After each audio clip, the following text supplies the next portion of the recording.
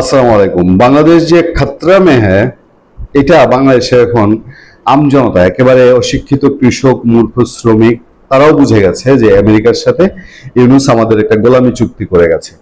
বিশেষজ্ঞরা পত্রপত্রিকায় বলে না, এখন সোশ্যাল মিডিয়া অনেক শক্তিশালী।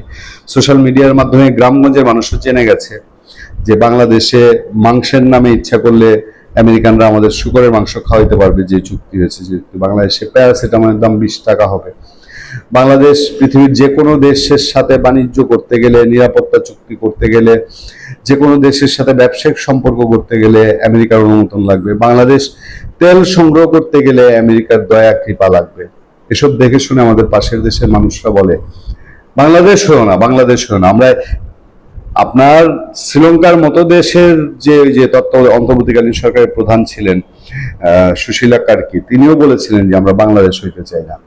আর পশ্চিমবঙ্গে বিজেপি সরকার জেতার পরে সেখানকার বিজেপির সমর্থকরা বলছে আমরা বাংলাদেশ হব না, বাংলাদেশ হইতে চাই না। এর একটা অন্যতম বড় কারণ হলো ওই পাশের দেশ থেকে বলে হয়তো আমেরিকার উপনিবেশ হওয়ার চেষ্টা করতেছে। অনেকদিন ছিল ব্রিটিশের গোলাম, এখন আমেরিকার গোলাম হওয়ার চেষ্টা করছে। আর সেই গোলামী চুক্তি আমাদের জনগণের নির্বাচিত সরকার যাকে বলি, সেই জনগণের নির্বাচিত সরকার তারা সেটা বাতিল করবে না। স্পষ্ট বলছে, এটা বাতিল করবে না। এই চুক্তিতে কি এমন আছে যে বাংলাদেশের উপকার হয়, লাভ হয়, এখন পর্যন্ত কেউ কিন্তু সে আলাপ করে না। শুধু ওই পররাষ্ট্র মন্ত্রী, তিনি সেই সময়কার কারিগর আর কি, এই চুক্তির কারিগর ডক্টর খলিলুর রহমান, তিনি শুধু বলে যান যে হ্যাঁ এই চুক্তি ভালো চুক্তি, পৃথিবীর এতগুলো দেশ করেছে, আমরাও বুঝে শুনে করেছি, এটা একটা ভালো চুক্তি হয়েছে। কিন্তু ভালোটা কি সেটা আর আমরা বুঝে পাই না। বলে চুক্তি বাতিল করবে না, এটা পর্যালোচনা করবে। দয়া, বিএনপি সরকারের দয়া হয়েছে, তারা পর্যালোচনা করবে। খবরটা এরকম ছড়িয়েছে যে বলা হচ্ছে যুক্তরাষ্ট্রের সঙ্গে বাণিজ্য চুক্তি বাতিল নয়, পর্যালোচনা করবে সরকার। প্রধানমন্ত্রীর তথ্য উপদেষ্টা তিনি বলছেন যে যুক্তরাষ্ট্রের সঙ্গে হওয়া বাণিজ্য চুক্তি বাতিল নয়, বরং সরকার সেটি পর্যালোচনা করবে বলে জানিয়েছেন প্রধানমন্ত্রীর তথ্য ও সম্প্রচার বিষয়ক উপদেষ্টা ডাক্তার জাহিদুর রহমান। চুক্তির বিভিন্ন দিক তদন্ত করে দেখা হবে বলেও মন্তব্য করেছেন তিনি।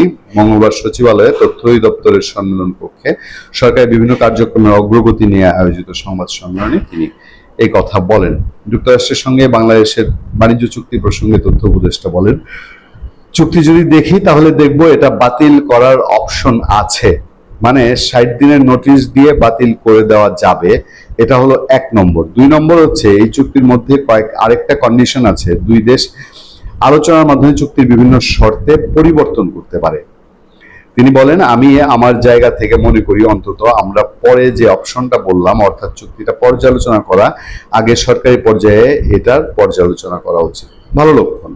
জাহিদুর রহমান বলেন, প্রধানমন্ত্রীর সঙ্গে আমি ইস্যুতে কথা বলেছি, আমরা সরকারের মধ্যেও এই চুক্তি নিয়ে কিছু পর্যালোচনা করব। এটা খুবই শক্তিশালী চুক্তি এবং এটা বাতিল করে দেওয়ার প্রভাব কি হতে পারে নিশ্চয়ই আমরা বুঝতে পারি। আবার কোন প্রেক্ষাপটে এই চুক্তি স্বাক্ষরিত হয়েছে সেটাও আমরা বুঝতে পারি। না বোঝার কিছু নাই, ইউনূস সাহেব দালালি করে সেটা করেছে। তবে গভর্নমেন্ট যে পর্যালোচনা করে এবং গভর্নমেন্ট আলাপ হচ্ছে, এটা একটা বড় কারণ কি জানেন? মানুষের সেন্টিমেন্ট। বাংলাদেশের পুরো মানুষের সেন্টিমেন্ট এই চুক্তি বিরোধী। সবাই ক্ষেপে আছে যে আমাদের একটা স্বাধীন সার্বভৌম দেশকে, এমনিতেই বাংলাদেশে ভারত বিরোধী যেরকম সেন্টিমেন্ট আছে, আমেরিকা বিরোধী সেন্টিমেন্ট আছে। সেই আমেরিকার সাথে শুধু আমেরিকার লাভ হবে সেরকম একটা চুক্তি বাংলাদেশের মানুষ সহজে মেনে নিতে পারছে না। সর্বত্রই তো এটা নিয়ে সমালোচনা। জাহিদুর রহমান আরো বলছেন, তবে আমরা এই সুযোগটা নিতে পারি যে চুক্তির কিছু কিছু জায়গা পুনর্বিবেচনা করা যায় কিনা, যে জায়গাগুলোকে আমরা বেশি সমস্যাজনক বা রাষ্ট্রের জন্য ক্ষতিকর মনে করি সেগুলো নিয়ে আমরা আগে প্রাথমিক বিবেচনা করব। আমরা আশা করি এ বিষয়ে আমরা তাদের সঙ্গে আলোচনা করব। কিন্তু গ্যাঞ্জামটা একই দিনে লেগে গেছে ভিন্ন একটা জায়গায়। একজন একটা আবার গোমর ফাঁস করে দেওয়ার চেষ্টা করছেন, যদিও তার নিজের দায় ঢাকার চেষ্টা, তিনি এর আগে ওই চেষ্টাটা করেছেন। তিনি হচ্ছেন ফরিদা পারভিন, যিনি এই ফরহাদ মাজারের স্ত্রী ফরিদা আক্তার, যিনি অন্তর্বর্তীকালীন সরকারের সময়ে একেবারে ধুমায়ে উপদেষ্টা পরিষদের থেকে উপদেষ্টা পদ এনজয় করেছে। সে আবার নতুন করে একটা আলোচনার জন্ম দিয়েছে। বলছে বিএনপি জামাতের মতো করে যুক্তরাষ্ট্রের সঙ্গে বাণিজ্য চুক্তি, বিএনপি জামাতের মত নিয়েই যুক্তরাষ্ট্রের সঙ্গে বাণিজ্য চুক্তি হয়েছিল। সেই গোমরটা কি? বিএনপি, জামাত সহ রাজনৈতিক দলগুলোর মতামত নিয়ে ত্রয়োদশ জাতীয় সংসদ নির্বাচনের 3 দিন আগে যুক্তরাষ্ট্রের সঙ্গে অন্তর্বর্তী সরকারের বাণিজ্য চুক্তি হয়েছিল বলে জানিয়েছেন ওই সরকারের মৎস্য ও পানি সম্পদ উপদেষ্টা ফরিদা আক্তার।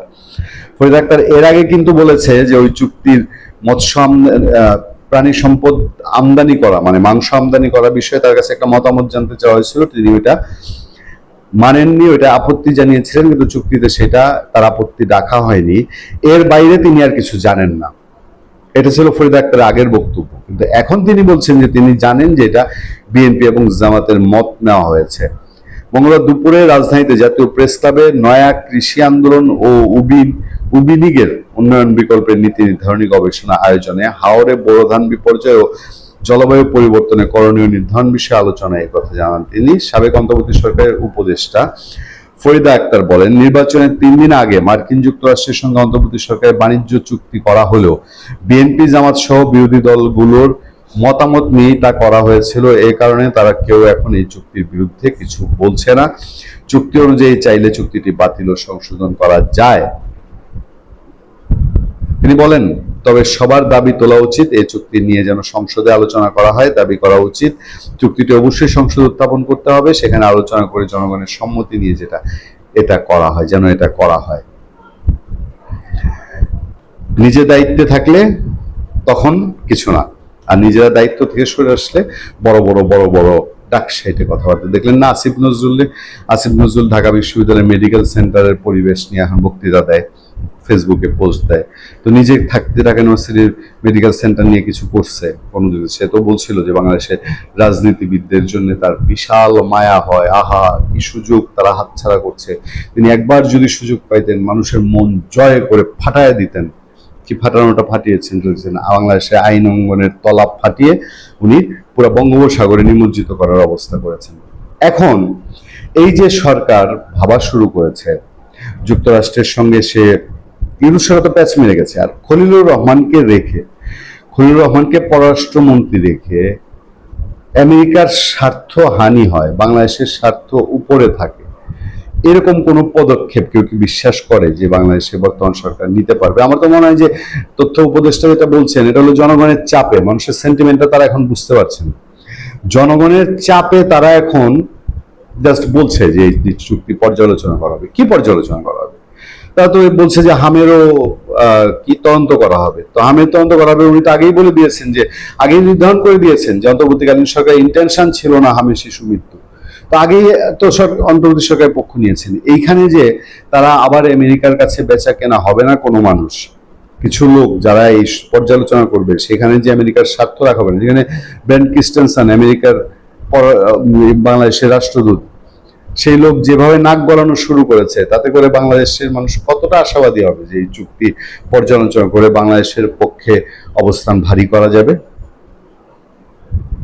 ভালো থাকবেন, সুস্থ থাকবেন। আপনার সাথে আমি আতিক রহমান, পূর্ণিয়া।